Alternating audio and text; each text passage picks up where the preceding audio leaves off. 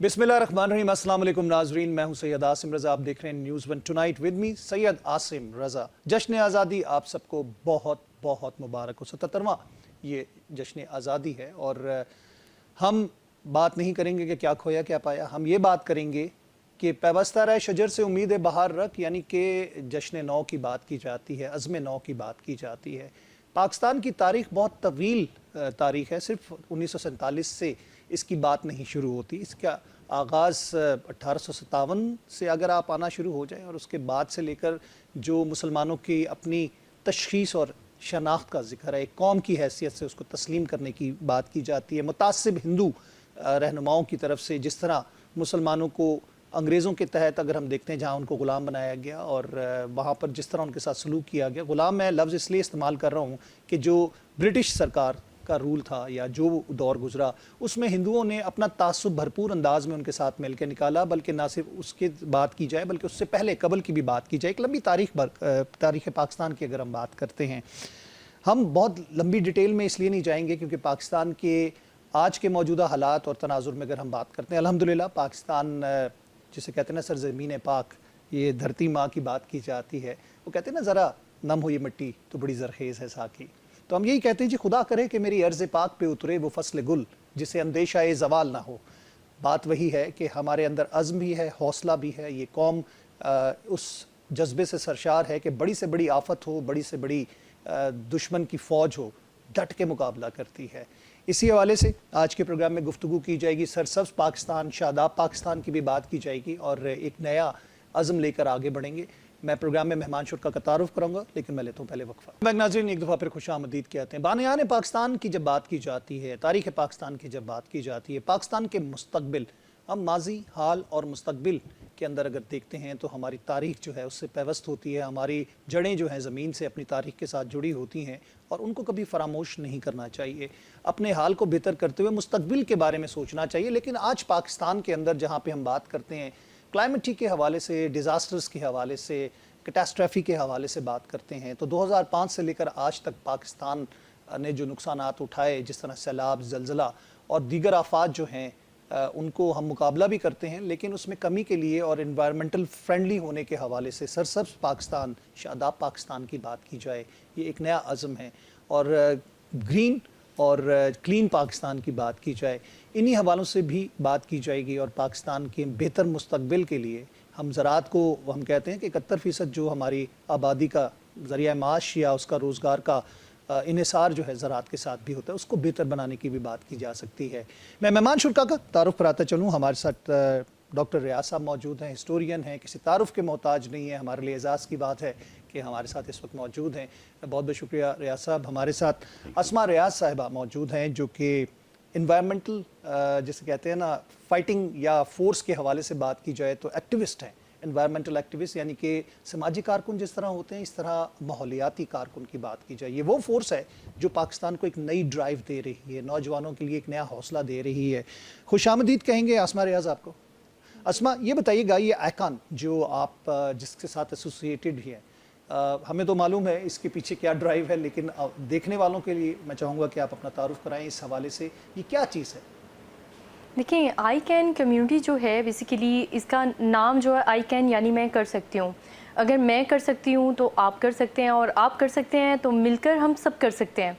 और करना क्या है, इसके जो टॉपिक हमने सिलेक्ट किए हैं, जो हमने चीज़ें इसमें रखी हैं डिस्कस करने के लिए, उसमें क्लाइमेट चेंज और इससे रिलेटेड जितनी चीज़ इससे को रिलेट हैं वो सब हम इसमें सब्जेक्ट जो है वो डिस्कस करते हैं। एक चीज़ हमने देखी कि एक गैप है सोशल मीडिया के ऊपर कि नो डाउट सोशल मीडिया की जो पावर है उसको हम डिनाई नहीं कर सकते, लेकिन एक गैप ये है कि वहाँ पर पॉजिटिव कंटेंट जो है उसकी कमी है कि लोग इतना ज़्यादा देखते हैं, उसकी वैल्यू तो है लेकिन कुछ चीज़ें पॉजिटिव होनी चाहिए जो हम लोगों को दें, जो पाकिस्तान की बेहतरी के लिए हो। तो हमने ये इनिशिएटिव लिया कि हम एक ऐसा ये प्लेटफॉर्म जो है वो बनाएंगे पाकिस्तानियों के लिए जहाँ पर वो पॉजिटिविटी के लिए सर्चिंग कर सकते हैं। दूसरी जो चीज़ हम इस पे कवर करते हैं वो ओवर पॉपुलेशन है। ओवर पॉपुलेशन का भी क्योंकि क्लाइमेट चेंज के ऊपर बहुत ज़्यादा असर पड़ता है, क्योंकि ज़मीन के रिसोर्सेज के ऊपर दबाव बढ़ जाता है। اس کے بعد زیرو ویسٹ کے کلین اینڈ گرین پاکستان کی بات کریں تو اس کو گرین بنانے کے ساتھ ساتھ کلین بھی رکھنا ہے. تو اس کو کلین رکھنے کے طریقہ کار کیا ہیں, چھوٹی چھوٹی ٹپس کیا ہیں, اسمال ایکٹس جو ہیں جو بڑا امپیکٹ رکھتے ہیں سوسائٹی میں, وہ تمام چیزیں ہم نے آسان اور سادہ فہم زبان میں ہم نے وہ لوگوں کے لیے ویڈیوز بنائی ہیں, چھوٹی چھوٹی انٹرسٹنگ بنائی ہیں. اسپیشلی خواتین جو گھریلو خواتین ہیں, اسپیشلی جو گھروں میں بیٹھ کے کچھ مشاغل تلاش کرتی ہیں کہ کس طرح کریں, کیونکہ ایک خاتون جو ہے اس کا نہ صرف سوسائٹی بلڈنگ میں رول ہوتا ہے, گھرداری بھی وہ دیکھتی ہیں, تو ایک بہت بڑا رول پلے کرتی ہیں ہماری خواتین.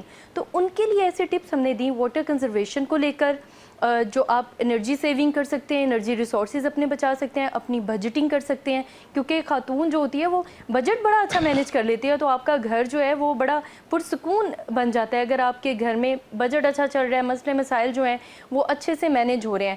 اس کے علاوہ ہم نے جو ٹپس دیں وہ یہ کہ آپ زیرو ویسٹ کیسے اچیو کر سکتے ہیں. اس کی شروعات بھی ہم نے اپنے گھروں سے کرنی ہے.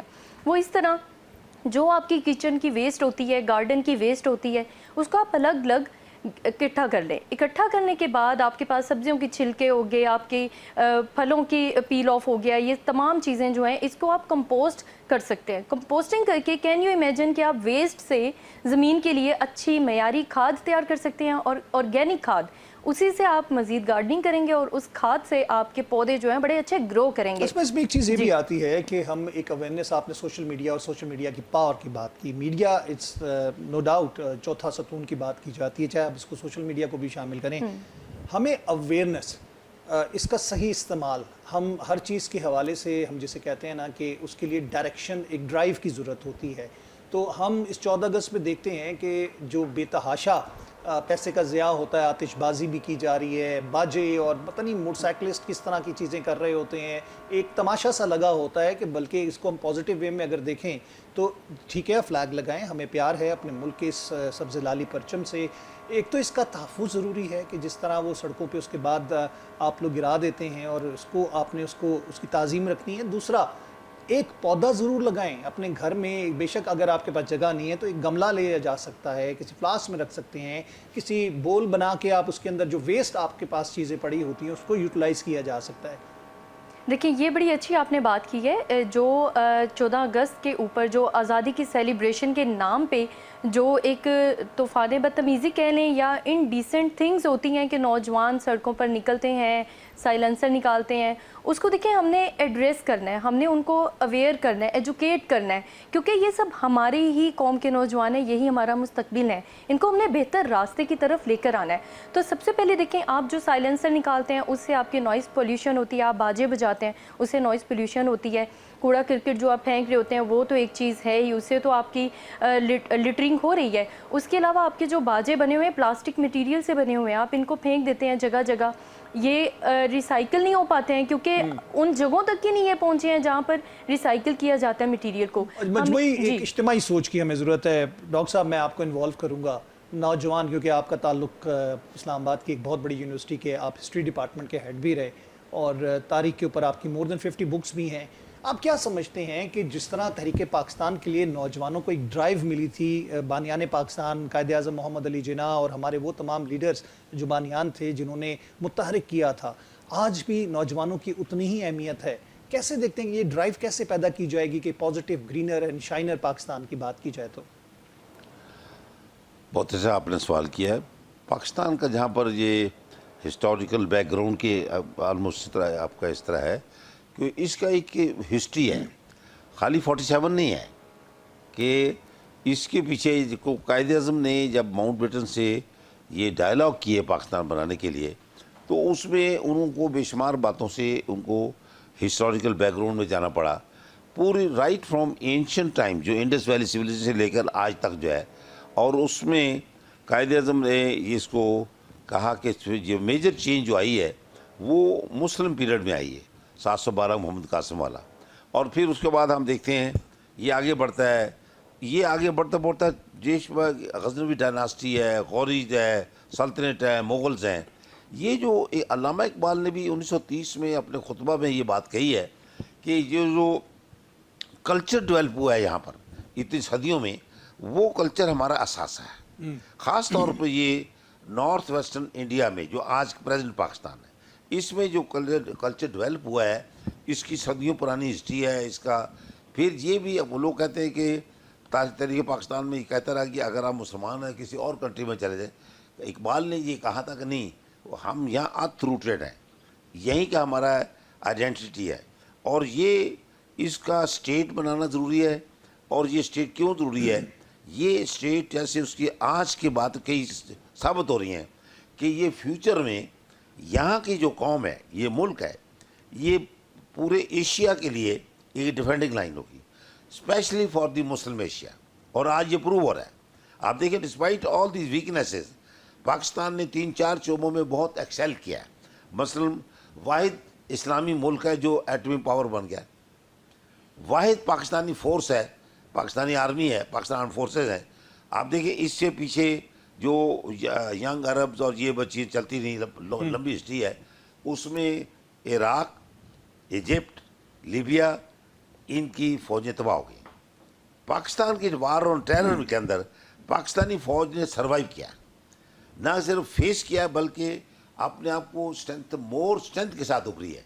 और आज it is one of the great powers of the world. और ये इस पाकिस्तान आर्मी का। तीसरी बात जो है, यहाँ के जो पाकिस्तानी लोग जो हैं उनके अंदर मुतहरक बहुत ज़्यादा हैं, एक्टिव बहुत ज़्यादा है। एनवायरनमेंट की आपने बात की, एनवायरनमेंट जो है सूटेबिलिटी उनके अंदर, एक्सेप्टेबिलिटी बहुत ज़्यादा है। तो ये चीज़ें हैं जो कि हमें ये अपने कल्चर से मिली हैं, यही इसको एडवांस आगे बढ़ाएगी। यानी कि आप ये समझते हैं कि हमारी रूट्स के अंदर, हमारे नौजवानों के अंदर ये चीज़ सर्जिश कर चुकी है कि हमारे अंदर एक वो नेचर है या वो ताकत है कि बड़े से बड़े मसाइल और बड़े से बड़े मसले को हल करने के लिए, नौजवान अपना किरदार करने के लिए वो ड्राइव उनके अंदर मौजूद है। यानी तहरीक पाकिस्तान के साथ भी हम अगर देखें तो कायदे आज़म ने जिस तरह नौजवानों को अगर हम देखें इस तरह एक डायरेक्शन दी थी कि जिसके बाद हम आज भी नौजवानों का वही किरदार देख रहे हैं, चाहे ज़लज़ला हो, सैलाब हो, बॉर्डर के हालात ख़राब हों, जंग की बात की जाए, तो हमारे नौजवान आज भी सबसे आगे हरावल दस्ता होते हैं। बिल्कुल, ये इसमें इसकी 2-3 बातें और हैं। आप देखें, अंग्रेज़ या कॉलोनियल पावर रहा है, 2 वर्ल्ड वार लड़ी हैं, उसमें इंडिया की फ़ौज का नाम सुना, उसमें मेजर कंपोनेंट इस पाकिस्तान का है। ट्रू, ये मार्शल रेस यही है।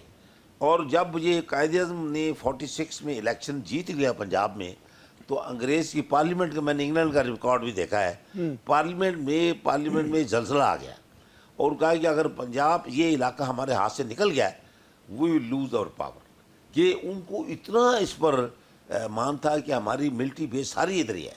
और आप देखें, रावलपिंडी जो है, इसको ख़ास तौर पर उन्होंने बिल्डअप किया है कि नॉर्दर्न कमांड का ये हेडक्वार्टर बिल्डअप किया है। और यही मार्शल इसी नॉर्दर्न कमांड ने वर्ल्ड वार 1 और वर्ल्ड वार 2 में मेजर रोल प्ले किया है। और दुनिया के हर कोने में, यूरोप में जाकर लड़ी है, जापान में लड़ी है। मैं आपको बताता हूँ, छोटा वाक़या है कि मेरा बड़ा भाई, फैज़ नाम था उनका, अल्लाह बख्शे, वो वर्ल्ड वार 2 में जापान में कैद हो गए, वहाँ जाकर फाइट किया, सूबेदार था वो। तो ये हमारे लोगों ने बहुत काम किया है और ये नौजवानों में आज भी अपने खून से सींचा है सरजमीन को। और हम बात करें अगर नौजवानों की, तो मैं अस्मा आपको भी इसमें इन्वॉल्व करूंगा। अरशद नदीम जैसे नौजवान बग़ैर किसी वसाइल के एक लगन, एक हौसला और मेहनत की बात की जाए तो एक बहुत बड़ी मिसाल हमारे सामने रिसेंटली सामने आई है। और अरशद नदीम ने जिस तरह पाकिस्तान का परचम बुलंद किया फ्रांस ओलंपिक में, बल्कि तलाई तमगे के साथ साथ वर्ल्ड रिकॉर्ड भी बना दिया। पूरी दुनिया इस बात पर मजबूर हो गई कि इस नौजवान की ना सिर्फ तारीफ़ करें बल्कि ताज़ीम की गई। और जिस तरह पाकिस्तान में वालहाना इस्तकबाल किया गया अरशद नदीम का, तो इस 14 अगस्त की में खुशियाँ हमारी दोबाला हो गई। अस्मा, बात वही आती है कि इस तरह के नौजवानों को जिनके अंदर इतना हौसला, इतना पैशन और एक जिसे कहते हैं ना खून में शामिल है आपके अंदर जज्बा, तो उसको यूटिलाइज़ करने के लिए, उसको मोबिलाइज़ करने के लिए आपकी जो ऑर्गेनाइजेशन है, आप लोग किस तरह काम कर रहे हैं? लेकिन सबसे पहले तो अरशद नदीम को भी मैं मुबारकबाद पेश करती हूँ पूरी कौम की तरफ से, और पूरी कौम का सर फ़ख्र से बुलंद कर दिया उन्होंने, और महदूद वसाइल के बावजूद कुछ कर दिखाया, कुछ डिफरेंट कर दिखाया है। और कहते हैं ना कि आपकी सपोर्ट में इतने ज़्यादा हाथ नहीं होते, बगैर ही कह लें। एक मैंने बल्कि कहीं पढ़ा है कि उनके पास जेवलिन खरीदने के भी पैसे नहीं थे, तो इतनी स्ट्रगल की है उस नौजवान ने कि उसके वालिदैन की दुआएं हैं और सपोर्ट है। اور تالیاں بجانے والے ہاتھ زیادہ ہوتے ہیں, سپورٹ میں کھڑے ہونے والے ہاتھ کم ہوتے ہیں. نوجوانوں کے لیے ہم جو چیز کر رہے ہیں, دیکھیں ہمارے ملک کے جو نوجوان ہیں ان میں بہت دم ہے, ان میں ٹیلنٹڈ ہیں, ٹیلنٹ سے بھرپور ہیں, یہ کچھ کرنا چاہیں, کرنے کی ٹھان لے تو یہ کر گزرتے ہیں. تو ہم نے صرف وہی پریکٹسز ہم ان سے کروا رہے ہیں کہ آپ نے یہ کرنا ہے. ہمیں پتہ ہے سب کو کہ کلائمیٹ چینج ایک ایشو ہے, ہمیں پتہ ہے کہ ٹریز لگانے ہیں, ٹریز آکسیجن پروڈیوس کرتے ہیں, ماحول کو صاف رکھتے ہیں. کلائمیٹ کے حوالے سے اسما اگر ہم بتائیں, پاکستان 10 ان ممالک میں سے ہیں جو اس سے سب سے زیادہ متاثر ہو رہے ہیں. ماحولیات کے حوالے سے گلوبل وارمنگ کی بات کریں, انوائرمنٹل جو اس وقت ہیزرڈس ہیں اس کے حوالے سے بات کریں, جبکہ ہمارا کاربن امیشن جو ہے وہ 1% بھی نہیں ہے اس میں کنٹریبیوشن, اور سب سے زیادہ متاثر ہونے والے ممالک میں پاکستان شامل ہوتا ہے. اچھا, اگر ہم بات کرتے ہیں, جس طرح سیلابوں کی بات کی جائے اور جس طرح ہم نے سیلاب دیکھے, اور سندھ اور ہم پنجاب کی بات کرتے ہیں, جو کچھ ہم دیکھ چکے ہیں, یعنی کہ سب سے بڑا سیلاب جو تھا جو بھی گزرا 2-3 سال پہلے, جس کی ہم نے نقصانات بھی اٹھائے, آپ سمجھتی ہیں کہ اس کے اندر پلانٹیشن اور انوائرمنٹ کو بہتر بنانے کے لیے جو ہماری یہ ڈرائیو آپ جس کو لے کے چل رہے ہیں, اس سے فرق پڑ جائے گا؟ دیکھیں ایک چھوٹا سٹیپ بھی آپ لیتے ہیں نا, اس سے فرق پڑتا ہے, امپیکٹ کرتا ہے. اگر ہم کہیں کہ ہماری کوئی کوشش ناکام گئی یا رائگاں گئی ہیں تو یہ غلط ہوگا. سیلاب وغیرہ جو آتے ہیں ان کو ڈیفینیٹلی ان کا کوئی اگر سلیوشن ہے, الٹیمیٹلی وہ یہی ہے پلانٹیشن کریں. آپ کا روٹ سسٹم جتنا اسٹرانگ ہوگا اتنا ہی آپ کے جو ہیں وہ سیلاب سے آپ بچیں گے. پلانٹس جو ہیں وہ آپ کے کلائمیٹ کو ریگولیٹ کرتے ہیں اور راستہ بھی روکتے ہیں, پانی کا ہرڈلز کریٹ کرتے ہیں. ہماری جو تیزی سے موسم کی تبدیلیاں جو رونما ہو رہی ہیں, شدت بھی بہت زیادہ آتی ہے, تیزی بہت ہوتی ہے, درجہ حرارت گرتا بھی بہت تیزی سے ہے, بڑھتا بھی بہت تیزی سے ہے. کین یو امیجن کہ 56% ڈگری سینٹی گریڈ پہ انسان جو ہے وہ سروائیو نہیں کر سکتے ہیں. ابھی بھی ہمارے جو صحرا ہیں, جو سندھ کے علاقے ہیں, ریگستان ہے, ہمارا چولستان ہے, وہاں پر جانور مر رہے ہوتے ہیں. انسانوں کے لیے تو بہت ہی مشکل ہے یہ. اس کلائمیٹ کو ہم نے بچانا ہے. اور اگر 14 اگست کے حوالے سے ہی بات کروں, ہم پاکستان کو ہی دیکھیں تو یہ ہمارے بزرگوں نے ہمیں یہ تحفے کی صورت میں دی ہے. تو ہمارا بھی اس مٹی کے اوپر کچھ فرض ہے, کچھ قرض ہے. ہم نے کیا کرنا ہے, ہم نے تو آنے والی نسلوں کے لیے ایک درخت لگانا ہے. تو نوٹ اے بگ ڈیل. میرے خیال میں ہر نوجوان کو, ہر بچے کو چاہیے ایک درخت لگائیں, اپنے نام کا ایک درخت تو ضرور لگائیں. جیسے جیسے آپ گرو کریں گے وہ درخت بھی گرو کرے گا, اور فیوچر جنریشن جو ہے وہ آپ کو دعائیں دیں گی. کیونکہ اس وقت ہم جو ہیں وہ کسی کے لگائے ہوئے درختوں کی آکسیجن یوز کر رہے ہیں. تو اپنی ذات کے لیے تو کچھ کریں, اور اپنے پاکستان کے لیے تو کچھ کریں نا.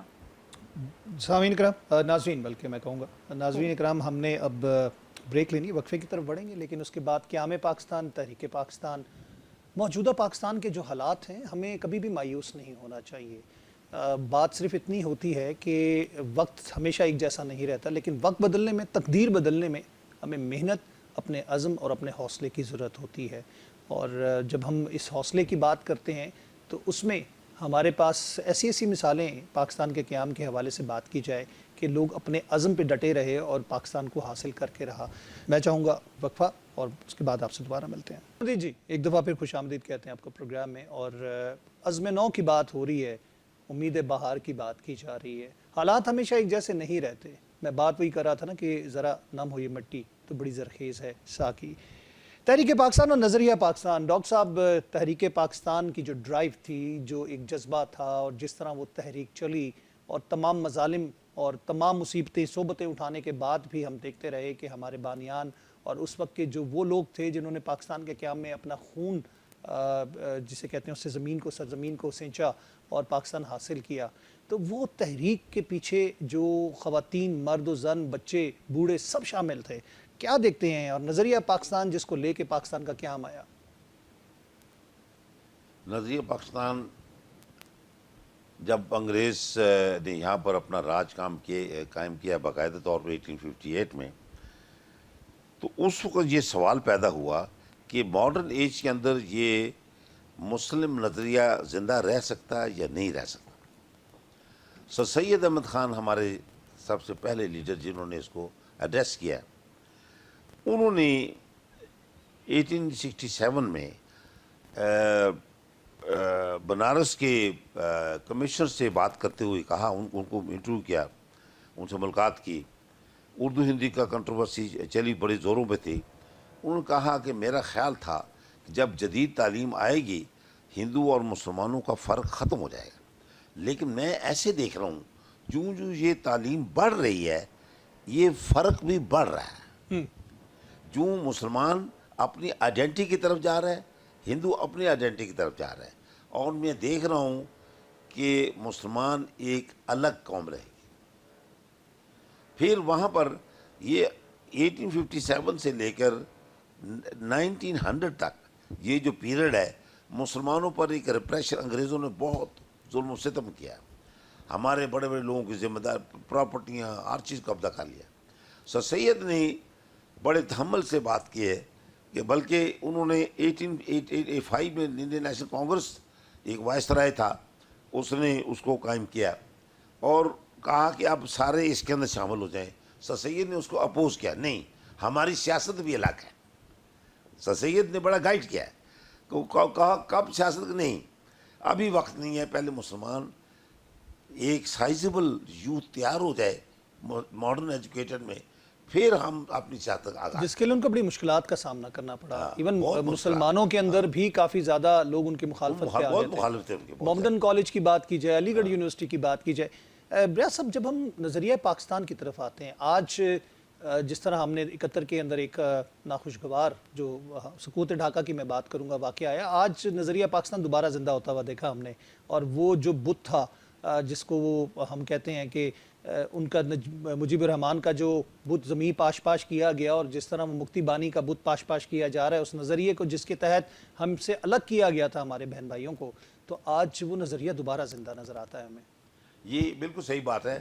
بنگلہ دیش میں آج جو ہو رہا ہے یا ہوا ہے ابھی حال ہی میں, وہ ایک نظریہ پاکستان کی ہی ریوائول ہے کہ جس کو طاقت نے, ظلم و جبر نے سپریس کر دیا. اب جب عوام کی آواز اٹھی ہے تو دلوں کی آواز اٹھی ہے. نظریہ پاکستان جو ہے دلوں کی آواز ہے, نوجوان جو وہاں پر اٹھا ہے.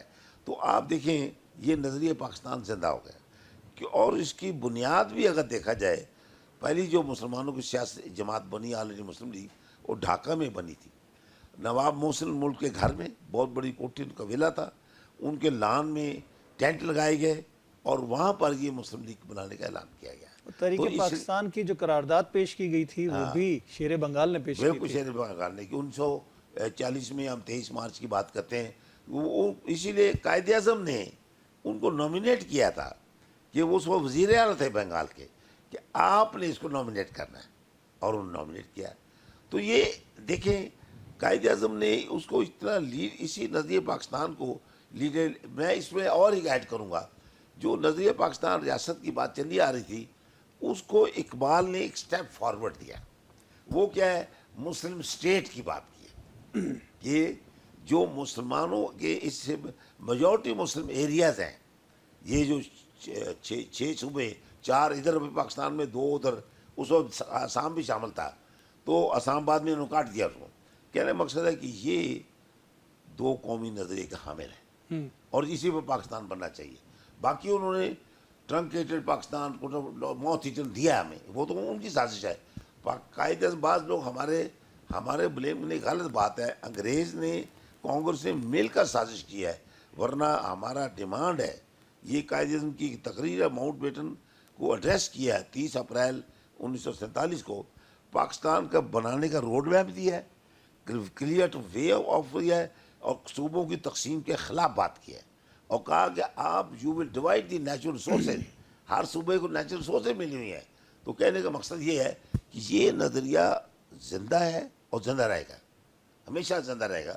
اور اگلی بات جو ہے میں بات کر رہا ہوں کہ یہ جو قوم انسان آتا ہے ختم ہو جاتا ہے, نظریے زندہ رہتے ہیں صحیح, اگر ان میں جان ہو. لیکن ہم یہ دیکھتے ہیں کہ یہ جو ہمارے نظریے کا جان کیا ہے, اس کے اندر جان یہ ہے کہ مائنورٹیز کو بھی ساتھ لے کر چلتے ہیں. اس کے برعکس آپ انڈیا لے لیں, اس کا ہندوتوا جو ہے وہ مائنورٹیز کو سپریس کرنے کے پیچھے پڑا ہوا ہے, وہ شارٹ لیوڈ ہے, وہ ختم ہو جائے گا. یہ اکھنڈ بھارت اور ہندوتوا کا جو ہے, اس نے سیکولرزم کا جو پردہ تھا اس کو مائنورٹی کو سپریس کر رہا ہے, اصل چہرہ بھارت کا سامنے سپریس کر رہا ہے. ہمارا ماڈل جو ہے خاص طور پاکستان کے آئین کے اندر جتنا اس کو پرزرو کیا گیا ہے, اتنا ہمارے سیکٹریزم کا انہوں نے علاج کیا ہے کہ آپ اگر پرائیویٹ میٹر بھی, اگر کوئی فیملی والا اور مرد بچہ میری پراپرٹی یا میرا میرج کا ایشو ہوا ہے, میرے فلاں سیکٹ کے تحت طے کریں, جج will act according to constitution of Pakistan. Doctor صاحب میں اس میں اسما کو بھی شامل کروں گا. مستحکم پاکستان, قائد کا پاکستان کی بات کی جاتی ہے, اور مستحکم پاکستان نوجوانوں کا جو کردار ہونا چاہیے اور ہے, بلکہ ہم کہتے ہیں کہ ہمارے نوجوان نہ بیرا روی کا شکار ہیں نہ لاپرواہ ہیں. کنسیپٹ یہ ہے کہ سوشل میڈیا کے حوالے سے کہہ دیا گیا ہے کہ جی سارے اس میں بزی ہیں, لیکن وقت گواہ ہے, تاریخ گواہ ہے کہ اس ملک کے نوجوانوں نے ہر وہ کام کر دکھایا جو دنیا توقع بھی نہیں کر پاتی. ارشد ندیم کا بھی ہم نے ذکر کیا. کیا عزم لے کے ہمیں آگے چلنا چاہیے اسما؟ یوتھ اگر بات کی جائے, یوتھ کو مختلف ایسی جگہوں سے لے کے ایک راہ پہ لے کر آنے کے لیے اور ایک جسے کہہ سکتے ہیں خوشحال پاکستان کے لیے کیا کیا جا سکتا ہے؟ دیکھیں, آئی کین کے پلیٹ فارم سے ہم نے ابھی ایک اعلان کیا تھا, کہہ لیں کہ جشن آزادی تک پاکستان کو 10,000 ٹریز کا تحفہ دینا ہے, ہم نے پلانٹس لگانے ہیں. تو اس میں جو ہے ہمیں جو رسپانس ملا پورے ملک سے, لوگوں نے ہمیں اپنی تصاویر بھیجیں, ایک درخت لگاتے ہوئے ویڈیوز بھیجیں, اس کو ہم نے اپلوڈ بھی کیا, ساتھ ساتھ اپریشیٹ بھی کیا. تو وہ جو 10,000 کا جو ڈیجٹ تھا نا وہ کراس کر گیا. تو پھر ہم نے اس کو 10 لاکھ تک کر دیا کہ ہم 10 لاکھ جو درخت ہے وہ لگائیں گے. تو انشاءاللہ تعالیٰ اس کو ہم مزید بڑھائیں گے, 10 کروڑ تک بھی لے کے جائیں گے. اس میں جو ایک ایکٹیویٹی ہم نے کی, گورنمنٹ کی طرف سے شاید یہ ایکٹیویٹی کی گئی تھی, جس کے میں نے بینرز بھی دیکھے شہر میں مختلف جگہوں پر, کہ ریوائیول آف تخت پڑی فارسٹ. تو اس میں ہم نے تخت پڑی جنگل میں یونیورسٹی کے اسٹوڈنٹس کو انگیج کر کے ان کے ساتھ ہم نے پلانٹیشن کی. اسکول کے اسٹوڈنٹس کو ہم انگیج کر رہے ہیں ان ایکٹیویٹیز میں.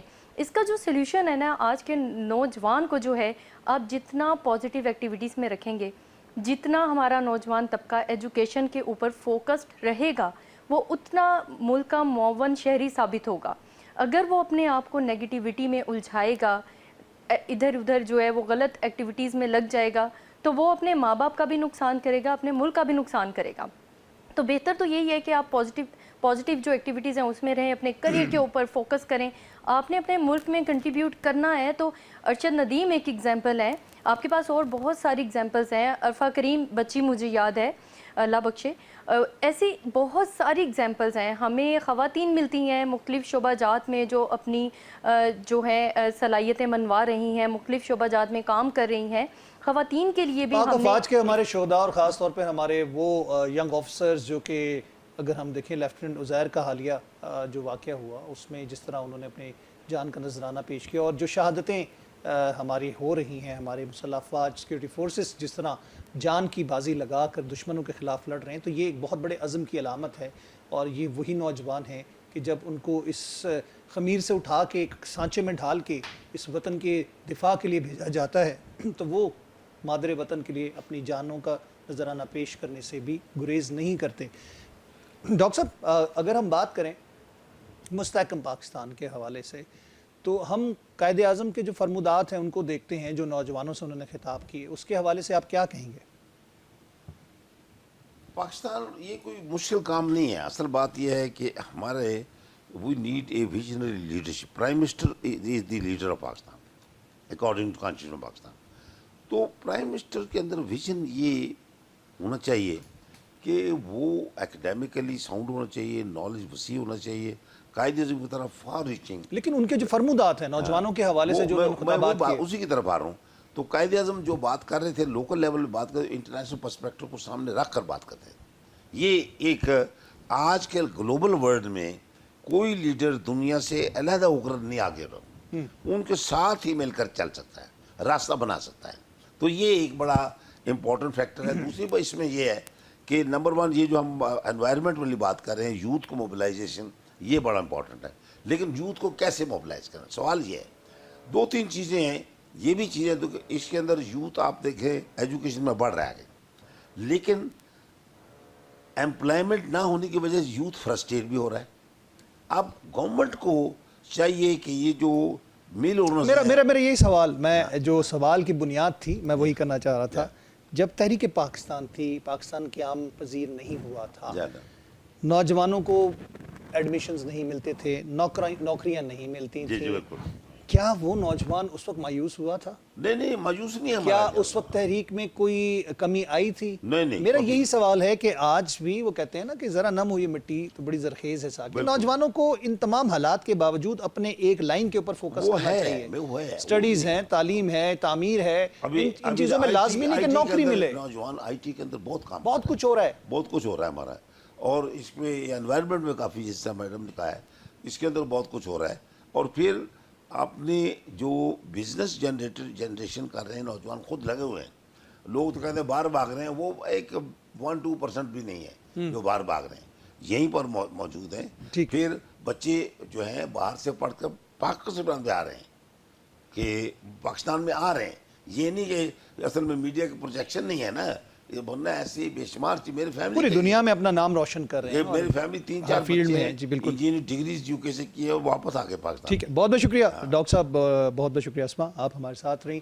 ہم نے لینا وقفہ کے بعد دوبارہ حاضر. ناظرین ایک دفعہ پھر خوش آمدید کہیں گے، اور پروگرام کے اس حصے میں ہمارے ساتھ جو مہمان شخصیت موجود ہیں ان کا تعارف کراتا چلوں. سینئر قانون دان، سینئر سیاستدان، پاکستان کی تاریخ کے حوالے سے اگر دیکھا جائے تو نہ صرف ان کا بلکہ ان کی فیملی کا بھی ایک بہت اہم نام ہے. اور پاکستان، تحریک پاکستان اور قیام پاکستان کی بات کی جاتی ہے تو اس کے اندر پاکستان کے وہ لوگ جنہوں نے پاکستان کے لیے، وہ بانیان کی بات کی جائے جنہوں نے پاکستان کے لیے اپنی زندگی وقف کی اور پاکستان کے حصول تک پاکستان کے لیے وہ جستجو کرتے رہے. میں بات کر رہا ہوں احمد رضا قصوری صاحب کی، کسی تعارف کے محتاج نہیں ہیں، اور ان کے حوالے سے اگر بات کی جائے تو پاکستان کے نشیب و فراز سے لے کر پاکستان کے بننے تک کی بات کی جائے. خوش آمدید کہا جاتا ہے آپ کو جناب قصوری صاحب، آپ نے اپنا وقت دیا، بہت بہت شکریہ.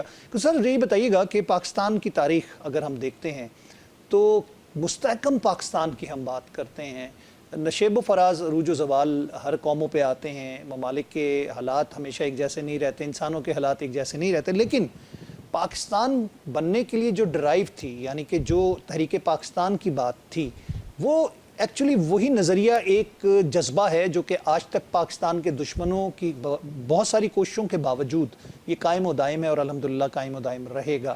کیسے دیکھتے ہیں آپ اس کو؟ دیکھیں، بات یہ ہے کہ پاکستان کے بنانے میں نہ کوئی ریولوشن انوالوڈ ہے، نہ کوئی ملٹری ایکشن انوالوڈ ہے. It was a pure and simple movement of the Muslims of sub continent. چیز یہ ہے کہ 1937 کے الیکشن کے بعد جو ہندوستان میں 8 یا 9 صوبوں میں کانگریس کی حکومت آئی، اور جہاں تک تعلق ہے مسلم لیگ کا، تو مسلم لیگ کو صرف بنگال میں ایسی جو ہے حکومت ملی، اور ایک فضل الحق شیر بنگال جو تھے وہ چیف منسٹر آف بنگال بنے. باقی پنجاب میں یونینسٹ پارٹی تھی، اس کے ہیڈ تھے سر سکندر حیات. صوبہ سرحد میں اسی ڈاکٹر خان صاحب تھے کانگریس سائڈ سے. بلوچستان میں there was no political system, it was agent to the governor general run کرتا تھا. سندھ میں ایک منارٹی مسلم لیگ گورنمنٹ تھی.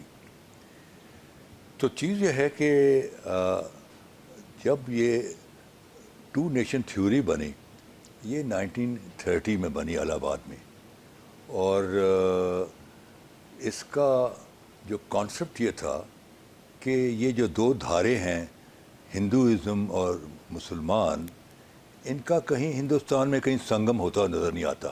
2 مختلف قومیں، 2 مختلف قومیں ہیں. تو اس کی بنیاد پر الہ آباد میں ایک کانفرنس ہوئی جہاں 2 نیشن تھیوری کو متعارف کرایا گیا. علامہ اقبال نے ایک سیشن کو پرزائڈ کیا، دوسرے سیشن کو میرے نانا نواب محمد اسماعیل خان نے پرزائڈ کیا. تو 2 نیشن تھیوری بن گئی.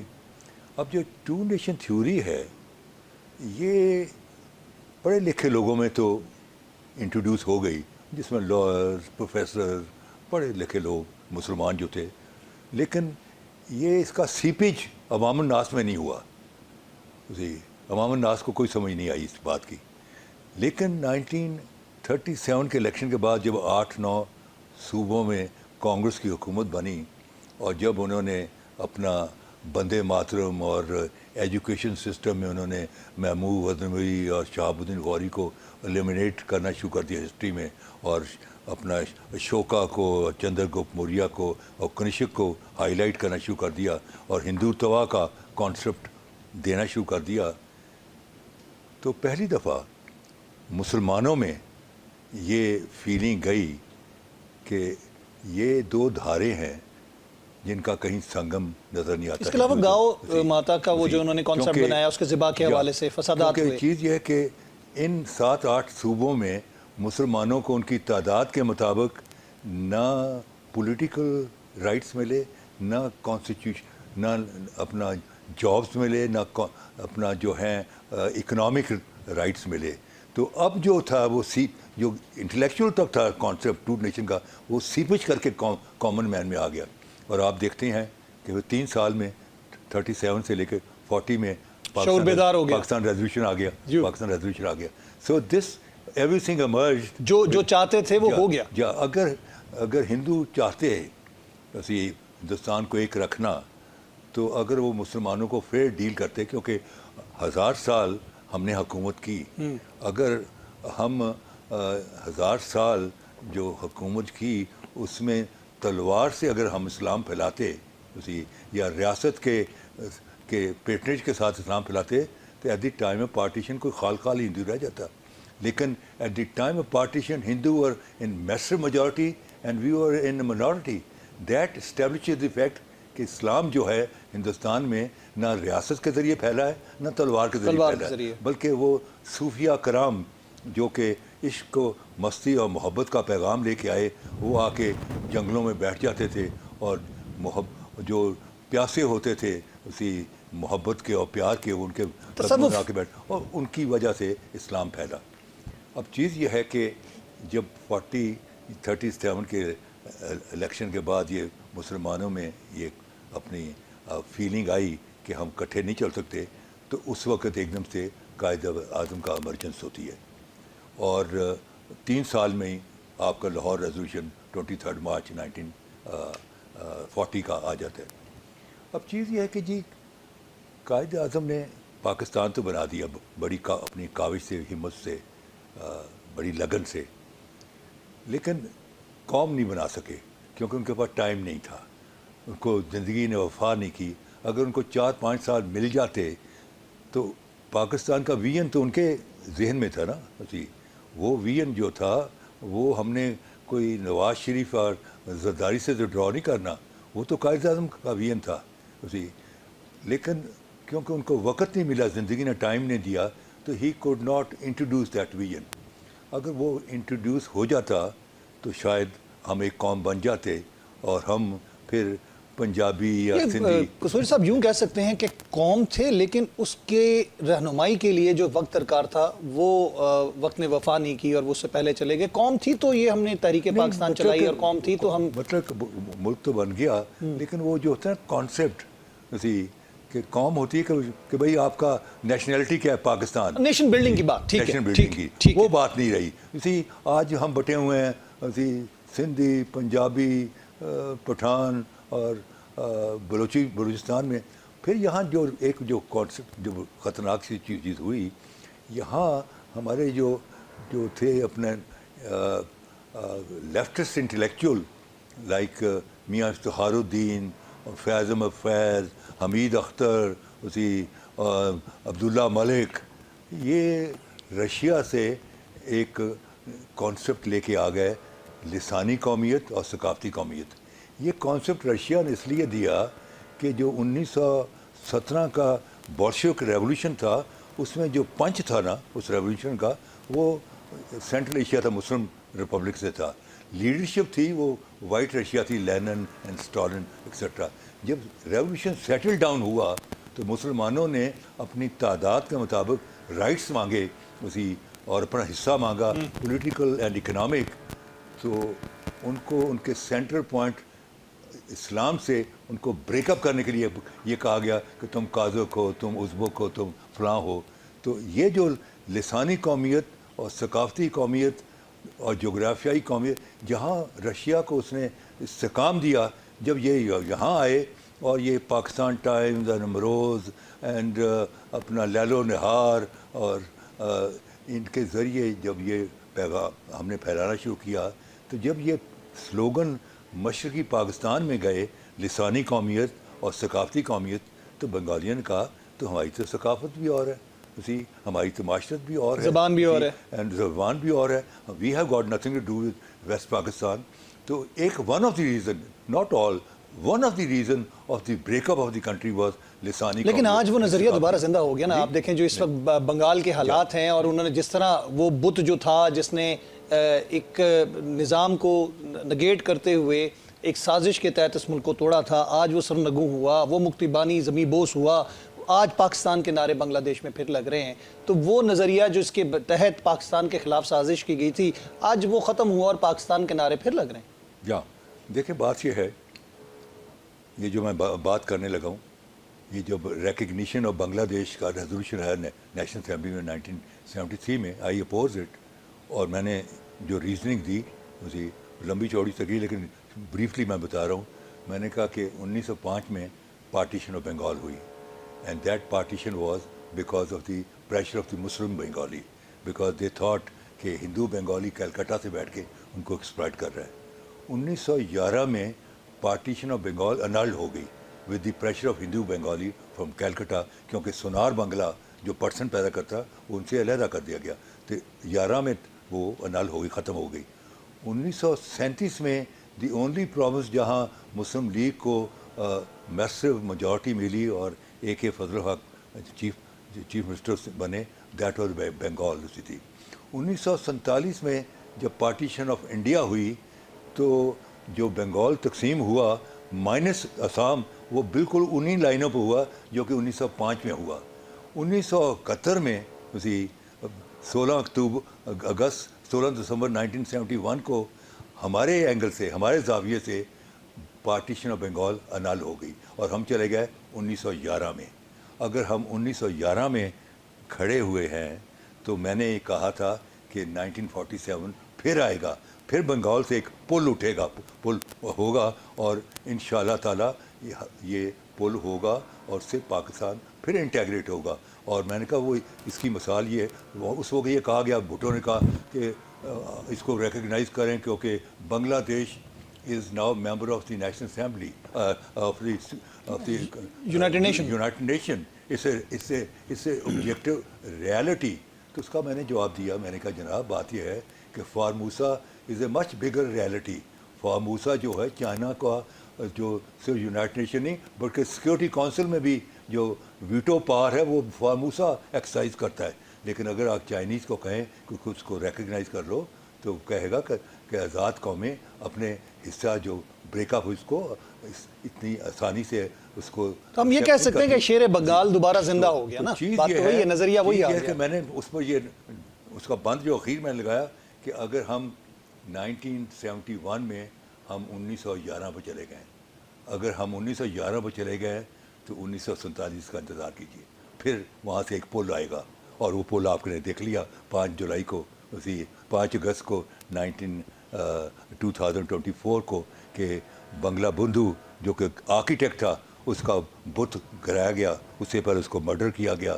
اور جناب تمام وہ جو مکتی بانی وہ ریولوشن جو اٹھائی جو ہے وہ زمیں بوس ہو گیا. مکتی بانیز کو انہوں نے کہا کہ ان کو اسپیشل کوٹا دیا جائے گا کیونکہ انہوں نے بریک اپ آف دی پاکستان میں بڑا معاونت کی، بڑا ان کا حصہ ہے، جس کو کہ وہاں کے اسٹوڈنٹس نے جو کہ پرو اسی 2 مہینے کے اندر جی تختہ پلٹ گیا. بالکل ٹھیک ہے. اینڈ آج جو ہے وہاں پھر نعرے لگ رہے ہیں کہ پاکستان کا مطلب کیا، لا الہ الا اللہ. بہت بہت شکریہ. پاکستان سے رشتہ کیا، لا الہ الا اللہ. تو میں نے اس وقت یہ کہا تھا کہ یہ جو اندرا گاندھی کہتی ہے کہ ہم نے 2 نیشن تھیوری کو بے آف بنگال میں ڈبو دیا ہے، میں کہا 2 نیشن تھیوری بے آف بنگال میں ڈوبی نہیں، تیر رہی ہے. اور وہ تیر رہی تھی تو آج سامنے آ گئی. بہت بہت شکریہ قصوری صاحب، thank you very much.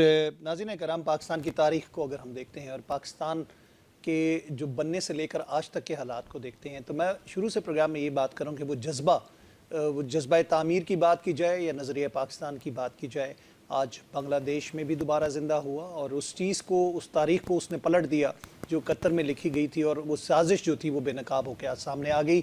Programme کا وقت ختم ہوا چاہتا ہے. میں چاہوں گا آپ سے اجازت، اللہ نے کے بعد.